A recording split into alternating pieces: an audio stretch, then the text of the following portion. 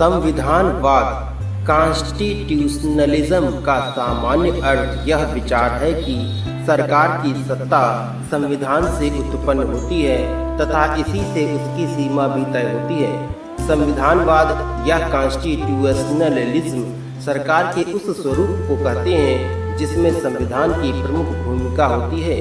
अधिकारियों को मनमाने निर्णय की छूट होने के स्थान पर कानून के राज्य का पक्ष लेना ही संविधानवाद या कॉन्स्टिट्यूशनलिज्म है। संविधान की मूल भावना यह है कि सरकारी अधिकारी कुछ भी और किसी भी तरीके से कार्य करने के लिए स्वतंत्र नहीं है, बल्कि उन्हें अपनी शक्ति की सीमाओं के अंदर रहते हुए ही कार्य करने की आज़ादी है, और वह भी संविधान में वर्णित प्रक्रिया के अनुसार।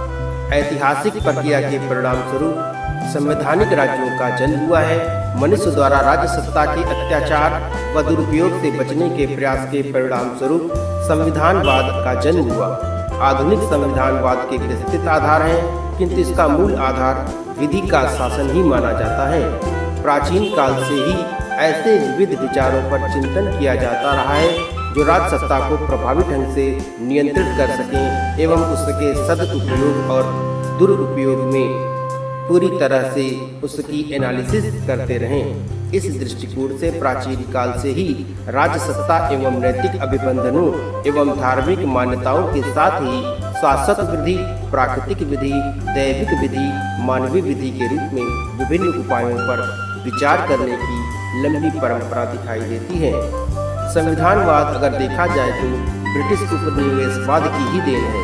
अंग्रेजों ने इसके जरिए ही एक तीर से 3 निशाने लगाने की कोशिश की।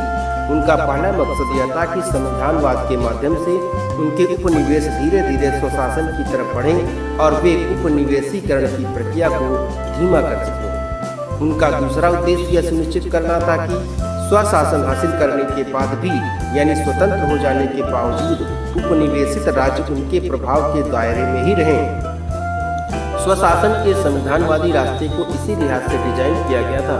संविधानवाद से अंग्रेजों ने एक तीसरा और बेहद पेचीदा मकसद हासिल करने की कोशिश भी की थी। अपने उदारतावाद, संसदीय लोकतंत्र, मुक्त बाजार और व्यक्ति स्वातंत्र के आग्रहों का तालमेल उपनिवेशवाद के सैनिक, सामाजिक और आर्थिक यथार्थ से करना चाहते थे। दरअसल यूरोप की उपनिवेशवादी ताकतों का साम्राज्यवादी दर्शन एक सा नहीं था। इसी के परिणाम स्वरूप उपनिवेशीकरण और अपनिवेशीकरण की प्रक्रिया के कई अलग अलग दृष्टिकोण थे जो वह अपनाते थे।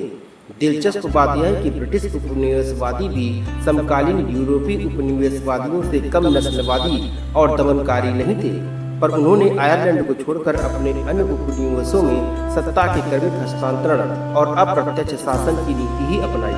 महारानी विक्टोरिया का शासन पैक्स ब्रिटानिका की नीति पर चलता था, जिसके मुताबिक ब्रिटिश हुकूमत स्थानीय रीति रिवाजों और राजनीति में हस्तक्षेप करने से आमतौर पर परहेज करती थी। उसका जोर व्यापार, विदेश नीति और प्रतिरक्षा को अपने नियंत्रण में रखने पर रहता था।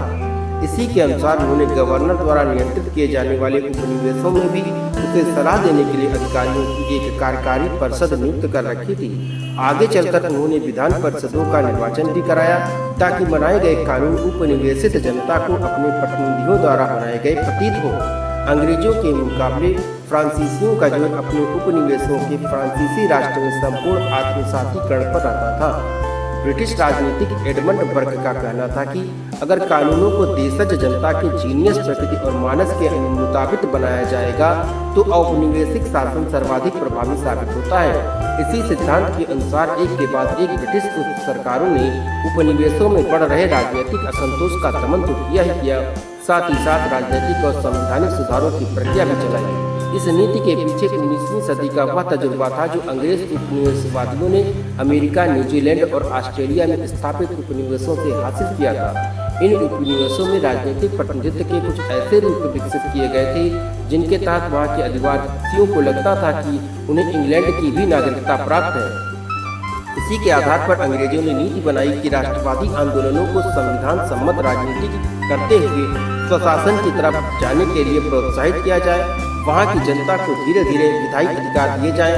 पहले वे भीतरी शासन की जिम्मेदारियां संभालें और फिर बाद में विदेश नीति का नियंत्रण भी उनके हाथ में दे दिया जाए। अंग्रेज लगातार इस सत्ताडंबर का प्रयोग करते रहे और अपने औपनिवेशिक मिशन के जरिए वे एशिया और अफ्रीका के पिछड़े समाजों को संसदीय लोकतंत्र और उत्तरदायी शासन की विवेकपूर्ण ब्रिटिश परंपराओं से संपन्न करना चाहते थे।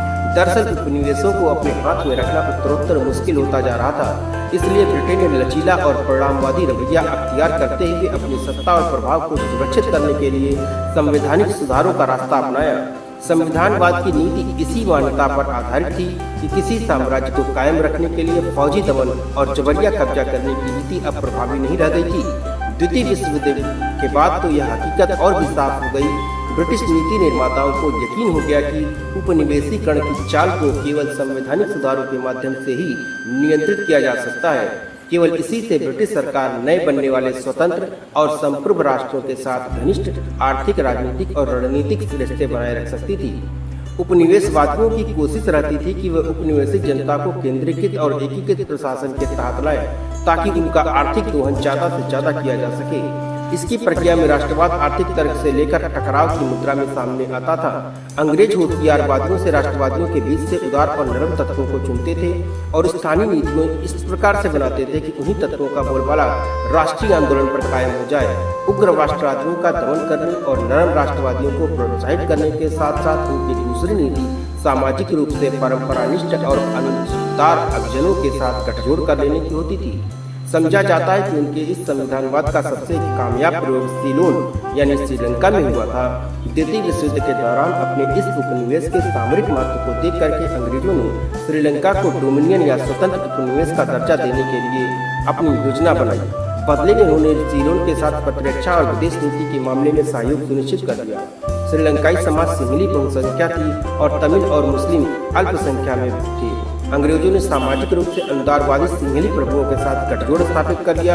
इस तरह मलाया को 1957 में आज़ादी देने के बदले अंग्रेजों ने राष्ट्रमंडलीय व्यापार और प्रतिरक्षा प्रणाली में मलय भागीदारी को सुनिश्चित किया। 1945 के बाद ही अंग्रेजों ने मलाया के अनुदारपंथी परंपरागत शासकों के साथ गठजोड़ करके एक केंद्रीकृत प्रशासन खड़ा कर दिया था। इसी के साथ 1954 में चुनाव कराए गए और अंग्रेजों की मन की पार्टी जीत गई। अंग्रेजों ने सत्ता हस्तांतरण उसी के हाथ में किया। संविधानवाद की यह नीति हर जगह अंग्रेजों की मर्जी के मुताबिक नहीं चली। उन्होंने भारत में भी संवैधानिक सुधारों की लंबी प्रक्रिया चलाई।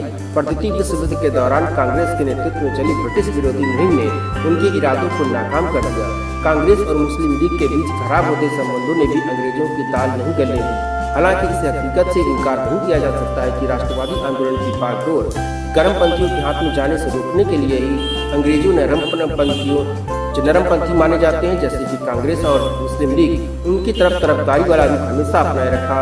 कुछ प्रेक्षक और राष्ट्रीय आंदोलन के कुछ नेताओं की चमकदार छवि बनाने के लिए ब्रिटिश शासन के इरादे और योजना को भी देखते हैं। इस तरह पश्चिम अफ्रीकी उपनिवेश गोल्ड कोस्ट में अंग्रेजों द्वारा संविधानवाद निश्चित रूप से लागू किया गया, लेकिन वह भी वांछित नतीजे नहीं दे पाया। 1950 के नए संविधान के तहत नक्रुमा की पार्टी ने क्रमशः के बजाय तेजी से संवैधानिक सुधार करने के लिए मजबूर कर दिया। सर्वाधिक मताधिकार घोषित होने के बाद चुनाव में नक्रुमा की पार्टी ने जोरदार जीत हासिल की और अंग्रेजों की इच्छित राजनीतिक ताकतें हार गई। उपनिवेशवादियों को मजबूरन नक्रुमा को सत्तारूढ़ होने के लिए जनता जो जेल था उससे उनको रिहा करना पड़ा। 1957 में गोल्ड कोस्ट घाना गणराज्य में भी यही चीज की गई।